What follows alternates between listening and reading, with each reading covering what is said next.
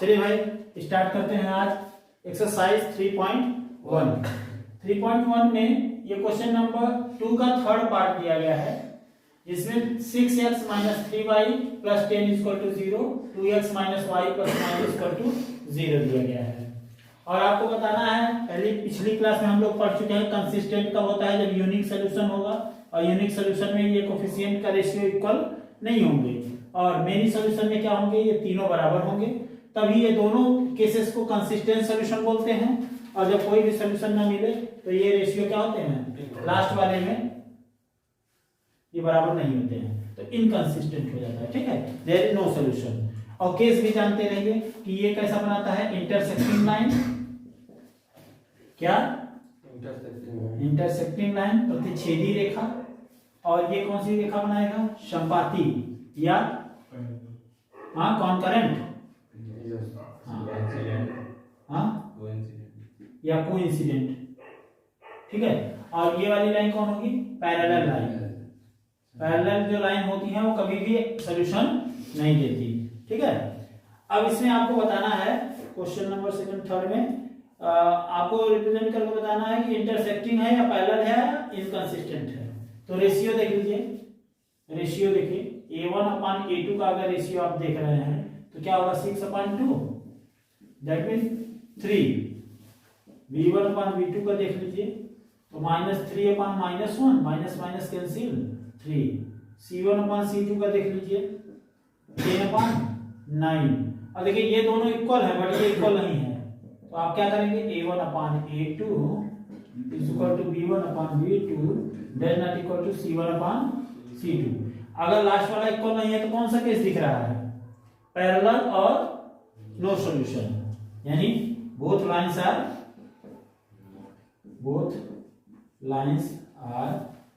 Parallel, यानी ये parallel होंगी और इसका नो सॉल्यूशन मिलेगा। क्या मिलेगा, सॉल्यूशन नहीं मिलेगा। दैट मींस ये क्या है, इनकंसिस्टेंट है, असंगत हिंदी बोलते हैं। क्या करेंगे हिंदी जान के।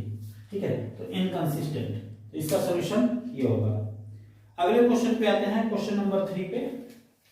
इसका स्क्रीनशॉट आप लोग लेते रहिए और आप लोग नोट कर लीजिएगा, सेम टू सेम है। थोड़ा फास्ट चलेंगे, क्वेश्चन सब आसान है। On comparing the ratio find out whether the following of the linear pair of equations are consistent inconsistent. Same to same वही काम करना है, थोड़ा सा फास्ट करेंगे। देखिए 3x + 2y, जब चीजों को आप समझ जाते हैं तो उस पर समय देने का कोई मतलब नहीं है। अब आप लोग स्वयं बताएंगे, हम पूछेंगे एक एक से। ये देखिए ट्रांसपोज करेंगे, यहाँ प्लस था तो इस तरफ आएगा तो माइनस। या रेशियोज देखिए, रेशियोज ऑफ कोफिशिएंट, तो यहाँ क्या मिल रहा है 3/2, यहाँ क्या मिल रहा है 2/-3, यहाँ क्या क्या मिल रहा है 5/-7। क्या कोई भी इक्वल है, कहीं भी इक्वल नहीं है, तो इसका मतलब ये इक्वल नहीं होता है तो क्या बोलता है, A1/A2 does not equal to B1/B2, मतलब कंसिस्टेंट तो है पर इंटरसेक्टिंग यूनिक और क्या है, इंटरसेक्टिंग है। पूछे कम बताइए ज्यादा। यहाँ कंसिस्टेंट बस पूछा है और इनकंसिस्टेंट, लेकिन हम क्या बताएंगे, सारी बात बता देंगे। कंसिस्टेंट होगा, इंटरसेक्टिंग लाइन होगी और ये क्या होगा, यूनिक सोल्यूशन होगा। नहीं ज्यादा जानता नहीं है, सारी बात बता दीजिए, उनके काम की चीज अपनी देख लेंगे। अब इतना भी ज्यादा ना बताइए कि 2 नंबर का क्वेश्चन है और आप लिखे पड़े हैं, 2 पेज खत्म कर दिए हैं और चौथा भी आंसर मांग रहे हैं। ठीक है, तो ये चक्कर थोड़ी है। ये देखिए ट्रांसपोज करेंगे तो इस तरफ आएगा तो -8 -9। कंपेयर करिए 2/4 दैट मींस 1/2, इधर कंपेयर करिए -3/-6 दैट मींस 1/2, और यहाँ 8/-9 दैट मींस 8/9। ये देखिए बोथ आर इक्वल। यहाँ से आप क्या कह सकते हैं कि A1/A2 = B1/B2 does not equal to B1/। Case देखिए वो लास्ट वाला है क्या, इनकंसिस्टेंट।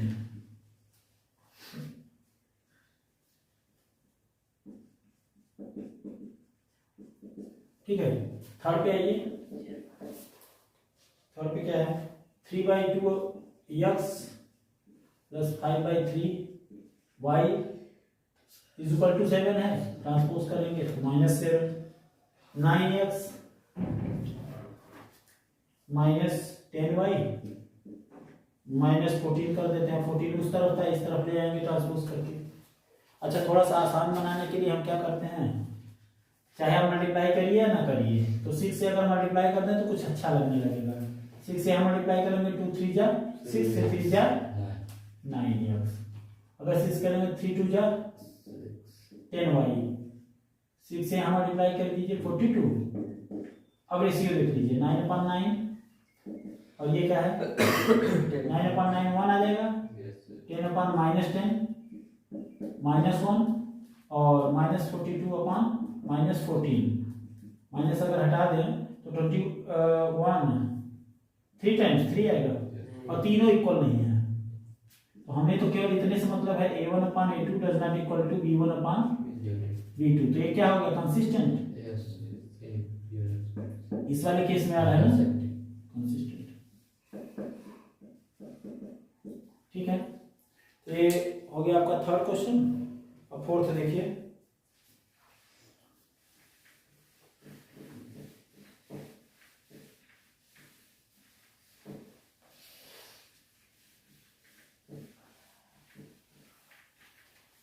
फोर्थ पार्ट में देखिए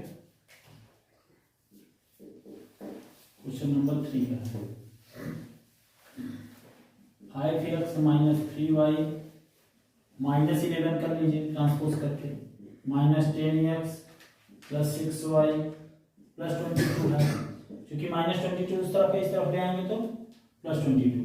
रेशियो बोलिए a1/a2 का 5/-10 दैट मीन्स -1/2, b1/b2 देखिए -3/6 -1/2, c1/c2 देख लीजिए -11/22 -1/2, all are equal, a1/a2 b1/b2 equal to c1/c2, सब बराबर है।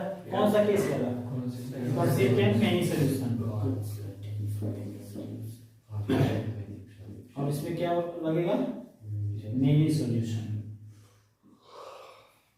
Many solution. ठीक है, इसी का 5th पार्ट देख लीजिए, हर एक क्वेश्चन सॉल्व करना है, बाकी नहीं तो ऑफलाइन क्लासेस में कहाँ सॉल्व होती हैं, केवल कोई एक क्वेश्चन बताएं दूसरा अपने से करिए आप, लेकिन दिक्कत यहाँ है कि सर आप फुल सॉल्यूशन दीजिए। चलिए देखिए, तो कोई दिक्कत नहीं, समझने की बातें हैं। यहाँ देखिए माइनस कर देंगे, इस तरफ लाके इस तरफ लाएंगे तो माइनस हो जाएगा, क्यों, प्लस है तो माइनस हो जाएगा, माइनस है तो प्लस हो जाएगा। रेशियो देख लीजिए, अगर हम a1/a2 की बात कर लें तो 4/3 डिवाइडेड बाई 2 करेंगे तो नीचे ही 2 रह जाएगा, 2 जा 4 2/3 आ जाएगा,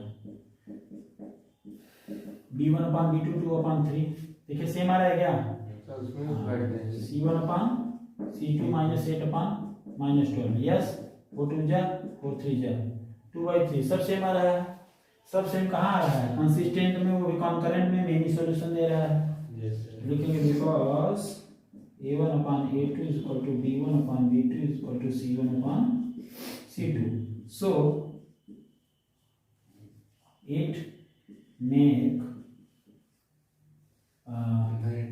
infinite many solution, infinite many solution।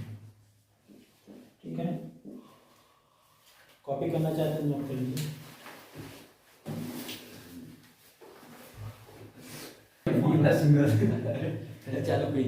Exercise 3.2 question number 3.1 है, क्वेश्चन नंबर 4। क्वेश्चन नंबर 4 में कह रहे हैं कि which of the following pairs of the linear equation are consistent, inconsistent, if consistent, obtain the solution graphically. तो इसमें हम एक क्वेश्चन करा दे रहे हैं, बाकी आप लोग अपने से करिए। पहला क्वेश्चन हम बता दे रहे हैं, एक कंसिस्टेंट का बताएंगे जिसमें ग्राफिकली सॉल्यूशन मिल जाए, x + y = 5 and 2x + 2y = 10। That means अगर इसको कन्वर्ट करेंगे तो x + y - 5 = 0 and 2x plus 2y minus 10 is equal to 0।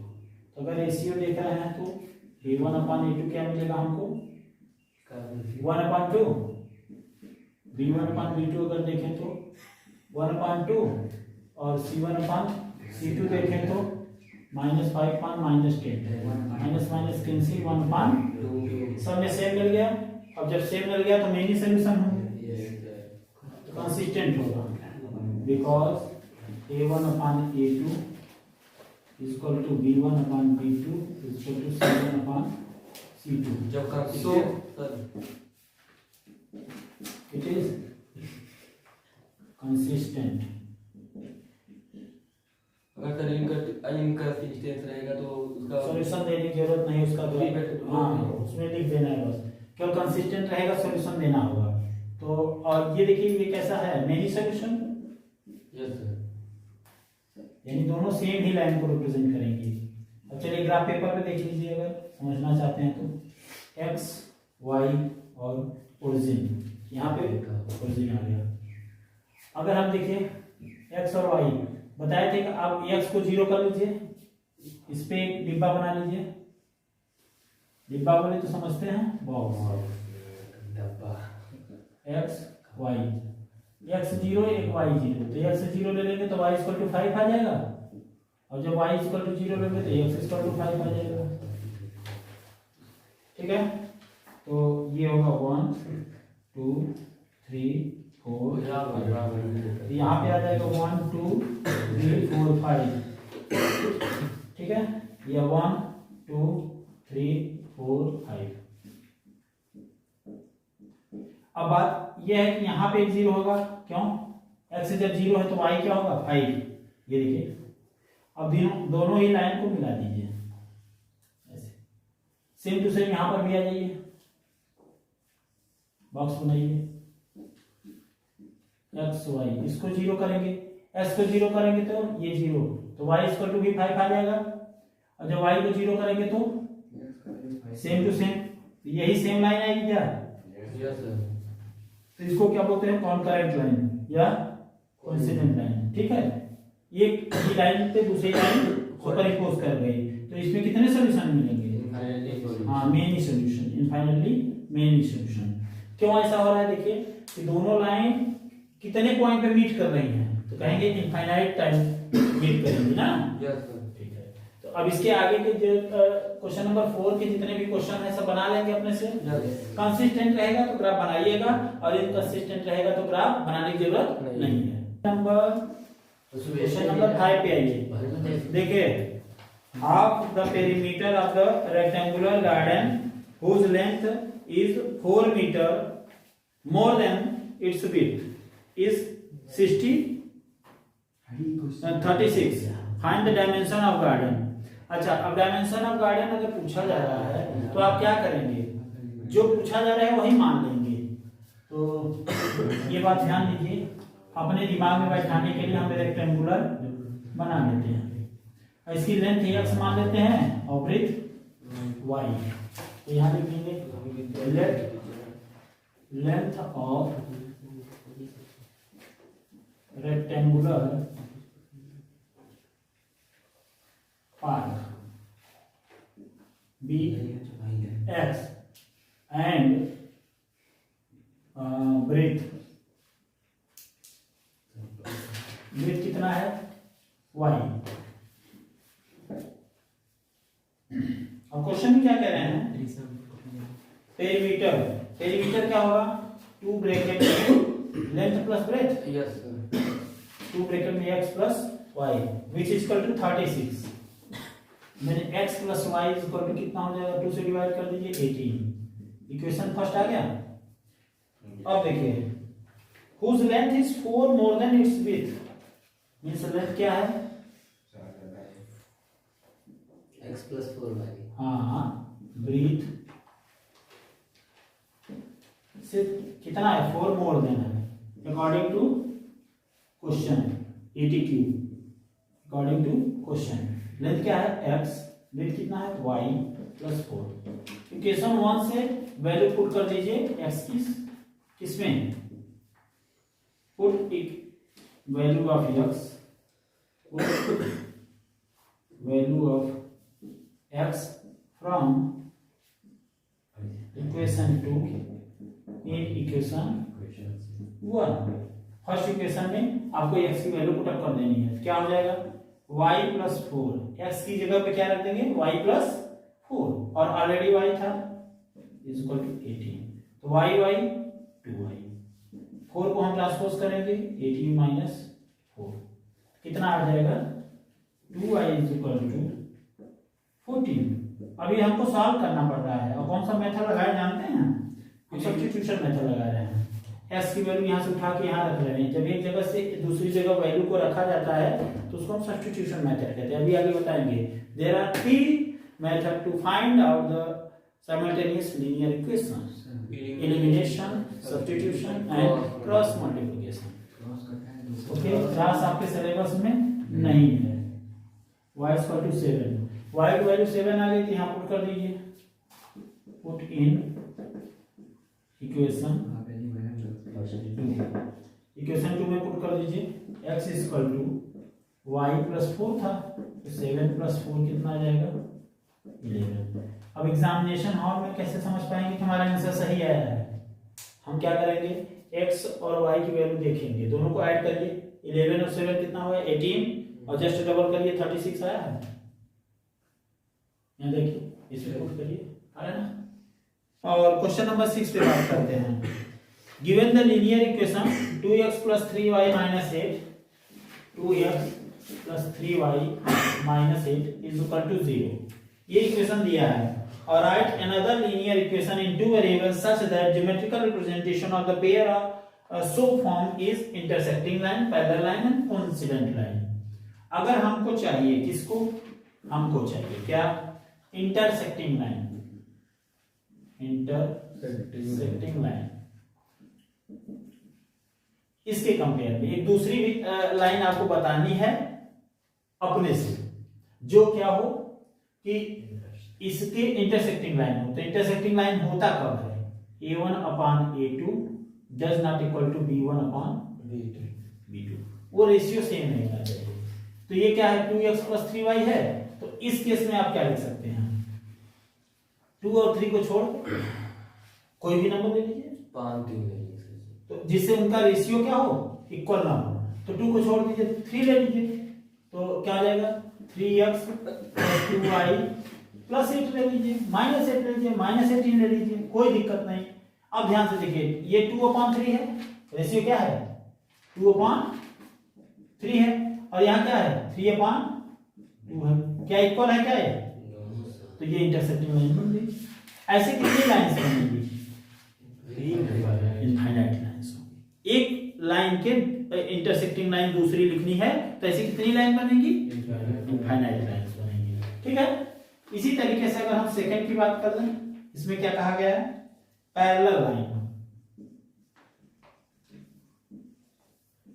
Parallel lines में क्या होंगे, a1/a2 is equal to b1/b2 but does not equal to c1/c2। यही case बनता है पैरेलल लाइंस में, yes sir, unique solution. Yes. ठीक है, तो ये सेम टू सेम रेशियो होना चाहिए। अगर यहाँ पे 2 है तो आप क्या ले लीजिए, अगर हम इसमें 2 से मल्टीप्लाई करते हैं तो क्या हो जाएगा 4x 6y माइनस, अब इसमें 2 से मल्टीप्लाई कर रहे हैं, क्या होगा 8 2 जा 16 हो जाएगा। अब लास्ट वाला रेशियो इक्वल हो या ना हो, ये कोई जरूरी नहीं है। तो आप 16 की जगह क्या करिए 18 कर लीजिए, ये लास्ट इक्वल नहीं होना चाहिए। मींस अब देखिए 2/4 अगर करेंगे तो 1/2 आएगा, 3/6 करेंगे तो क्या मिलेगा हमको 1/2 मिलेगा। अच्छा, -8/-18 करेंगे तो क्या आपको मिलेगा 1/2। 2 4 जा 9 जा, देखिए 4/9, ये डज नॉट इक्वल हो गया। यानी कुल मिलाकर सेट करना है, एक ही इक्वेशन बनाना था हमको, जनरल इक्वेशन नहीं बताना है। देखिए क्वेश्चन ध्यान से पढ़िए, उसमें क्या दिया गया है, right another linear equation into variables such that the geometrical representation of the pair of so form. Means इस तरीके से आप एक इक्वेशन बता दीजिए बस। चलिए हो सकता है ये आंसर में भी ना आया हो, आंसर भी डिफर कर सकता है। यहाँ पे 2 हम 4 लिखे, यहाँ पे कोई 6 लिख सकता है, 3 टाइम्स करके यहाँ पे 9 लिख देगा, लेकिन यहाँ वैल्यू चेंज कर देगा। तो ऐसे इनफाइनाइट लाइंस होंगी, उनमें से एक लाइन ये है, उनमें से एक लाइन ये है जो हमको बताना है, कोई भी लिख सकता है। तो क्या होगा, coincident line, coincident lines. Coincident lines में क्या होती है भाई, A1 अपान A2, B1 अपान B2, C1 अपान C2। इसमें कुछ मत किया करिए, किसी से मल्टीप्लाई कर दे, किसी नंबर से मल्टीप्लाई कर दे, 3 से मल्टीप्लाई कर दीजिए, इसमें क्या बन जाएगा 6x प्लस 9y और 3 से किया है ना 24। अब देखिए रेशियो अपने आप बराबर होगा, कैसे 2/3, A1 अपान A2 क्या आ जाएगा 2/3, B1 अपान B2 क्या आ जाएगा 3/9, 3 से मल्टीप्लाई किया था ना, 2/6 होगा जी,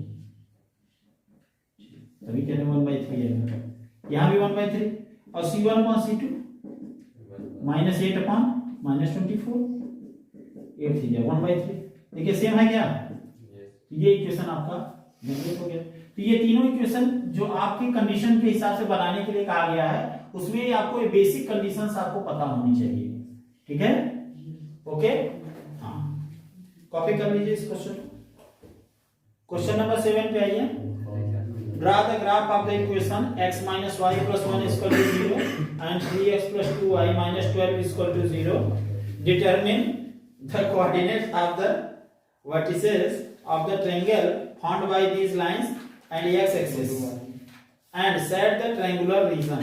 कुल मिला के दोनों ग्राफ को बनाना है पहले। तो ग्राफ बनाने के लिए आपको सिखा चुके हैं x minus y plus 1 is equal to 0 and 3x plus 2y minus 12 is equal to 0। चलिए भाई, ग्राफ बनाने का क्या तरीका था अपना,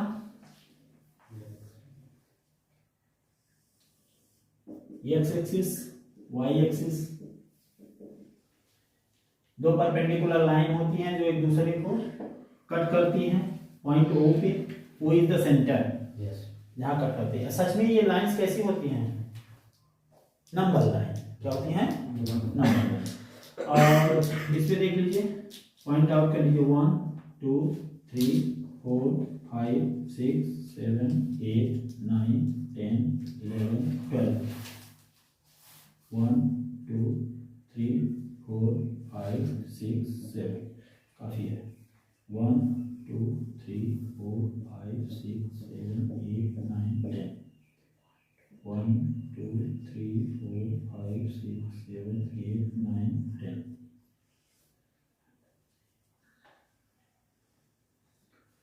ओके, चलिए पहले पे आ जाइए। When x is equal to 0, x को 0 कर देंगे, तो जब 0 कर देंगे तो x की जगह पे 0 रखेंगे प्लस 1 इक्वल टू 0। तो y उस तरफ ले जाए, ट्रांसपोज करें तो y इक्वल टू 1 आ गया। जब हम x की वैल्यू 0 लिए तो y की वैल्यू क्या मिली 1 आई। 0x कहाँ होता है, y एक्सिस पे, जिस एक्सिस की बात करते हैं उस पे जो दूसरा वाला नंबर होता है वो क्या होता है 0 होता है। तो y एक्सिस पे x क्या होगा 0। यहाँ देखिए 1 2 3 4 5 6 7 8 9 10, तो यही पॉइंट मिला हमको, पहला point 0,1। When y equal to 0 और y को 0 कर दीजिए, तो x क्या मिल जाएगा, x minus 0 plus 1 equal to 0, that means x equal to -1। अब -1 कहाँ पे है, -1 -2 -3 -4 -1 तो यहाँ पे है। अब इसी पे स्केल लगाइए और डायरेक्ट सीधी एक लाइन खींच दीजिए, और ये अपनी लाइन कौन सी है, पहली वाली line, x minus y plus 1 equal to 0। समझ में आया। चलिए दूसरे पे आते हैं, इस पे आते हैं, दिख तो रहा होगा सब। When x equal to 0, 0 put करिए, 3 into 0 plus 2y equal to 12 कर दें, ये तो 0 हो जाएगा। y 2 6 y equal to 6।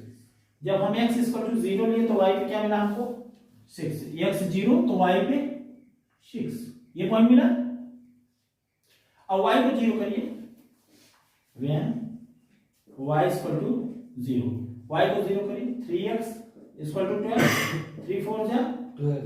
हाँ, तो x इक्वल टू 4, तो ये x इक्वल टू 4 पे आ जाएगा। 1 2 3 4 5 6 7 8 9 10, तो 4 यहां मिलेगा 0,4, और ये लाइन ऐसे आएगी।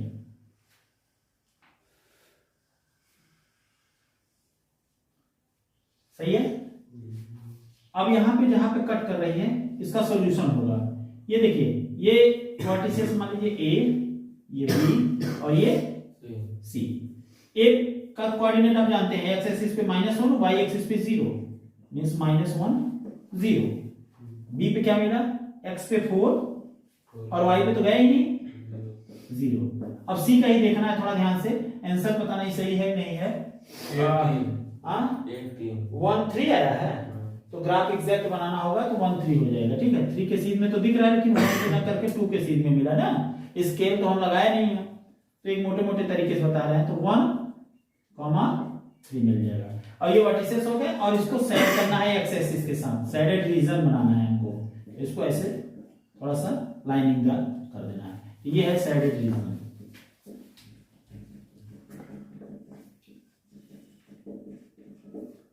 समझ में आया, पूरा क्वेश्चन इस तरीके से सॉल्व होगा।